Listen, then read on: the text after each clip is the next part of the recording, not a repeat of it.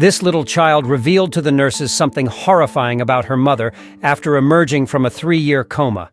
At 7 years old, Abby Peterson was an ordinary child who enjoyed playing outside. She enjoyed swinging around all day and climbing trees. She was quite the adventurer. She began to have headaches and nausea soon after her birthday. Her parents, George and Karen, initially assumed she was dehydrated from playing in the heat and gave her some over-the-counter medicine. Sadly, Abby's condition worsened quickly over the next 2 days, and she was taken to the hospital while sobbing and throwing up. Abby ended up staying longer in the hospital than anticipated on her initial visit. A little tumor in the brain was found after many scans, but due to the location's sensitivity, surgery was not an option. The poor little girl's health was becoming worse, and the doctors could not find a treatment. She was beginning to lose sensation in her legs at this point, and her speech was getting more slurred. Abby went into a coma without any apparent warning. George demanded the most medical attention possible. Even when a number of professionals arrived, the reason why this girl got so sick remained a mystery. Telling her parents that things were rapidly becoming worse was not easy. Abby appeared to be losing her mental capacity, and the majority of her organs needed to be hooked up to machines in order for her to survive. The doctors wanted to talk about the possibility of stopping the machines. They informed the parents that there was very little possibility Abby would awaken from her coma after she had been unconscious for a month.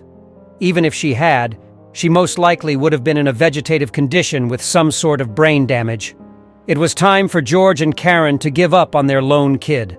Hope persisted to some extent. George kept searching for information and physicians who might be able to assist. With the possibility of losing their kid, the family was going through a very trying moment. The once live Abby lay there hopelessly, hooked up to machines and monitors that beeped non-stop. She looked almost like a corpse. When Karen had to see her daughter, she experienced emotional distress and frequently started crying the instant she laid eyes on her. She went to see Abby every day at first, but after a few months of her being unconscious, her trips were fewer and further between. On the other hand, George kept coming every day. For at least an hour, he would spend time with Abby, telling her about his days, assuring her of his love, and perhaps reading her a favorite story. He informed physicians he felt he saw movement more than once, but they told him it was only an involuntary muscular spasm. George prayed and hoped, even after the doctors informed him that she would likely have the mental capacity of a 3-year-old if she woke up. He gave the medical team explicit instructions to contact him right away if Abby's health altered. Karen came to see Abby on the anniversary of her 1-year coma. George assured the physicians that there would always be hope for him, and that he would never contemplate shutting off the machines. However, under the stress of this load, Karen was beginning to experience mental distress and was become more erratic. Something snapped inside her as she sat there, still as ever, next to Abby's bed.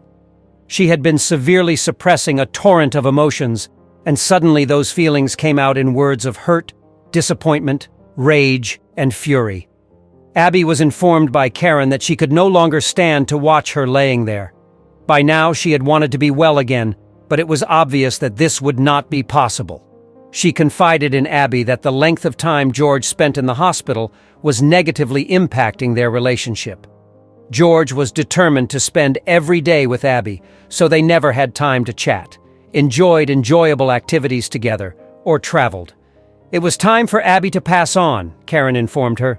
She had a right to happiness once more, and she could not have it while Abby lay trapped between life and death. It was time for George and Karen to move on. After hearing what Karen and Abby were saying, one of the employees chose to let George know. The employee chose not to give him all the facts, since it was quite upsetting. George was informed by the medical personnel that Karen had said some distressing things and that they could see she wasn't feeling well. They recommended immediate mental health assistance. George first became enraged by what he heard and angrily confronted Karen on her behavior. Although he understood that she was suffering from a mental illness, he found it hard to forgive her for saying anything unfavorable about Abby. He would keep looking for novel ways to assist those in comas, since he wasn't ready to give up on his daughter. He informed Karen that he would only pardon her if she agreed to get psychological and/or therapeutic services. Things slightly improved after 3 months of therapy, and Karen and George resumed as much of a regular life as they could. George still went to the hospital on a regular basis, but no longer every day. Rather, he attended exclusively on Fridays and stayed by his daughter's side for 2 hours, continuing to tell her stories. What a terrible circumstance. But then a miracle occurred. One typical Tuesday afternoon, after nearly 3 years in a coma, George received a call from the hospital informing him that Abby had awakened. The nurse said that she had noticed the small girl's eyes moving while she was simply monitoring the monitors. She initially believed it to be simply muscular spasms until the girl attempted to open her mouth. She seemed to want to say something, but the nurse could not hear her. In an attempt to find out what Abby desired, Nurse Jillian put her ear next to her mouth. All Abby said was that she was really thirsty. After running to bring the girl some water, the nurse enthusiastically called out to someone in the corridor to hurry and get a doctor. Karen and George arrived to the hospital practically at the same time. For a little period, parents were permitted to glimpse their cherished daughter while the medical professionals conducted many tests to ascertain Abby's condition.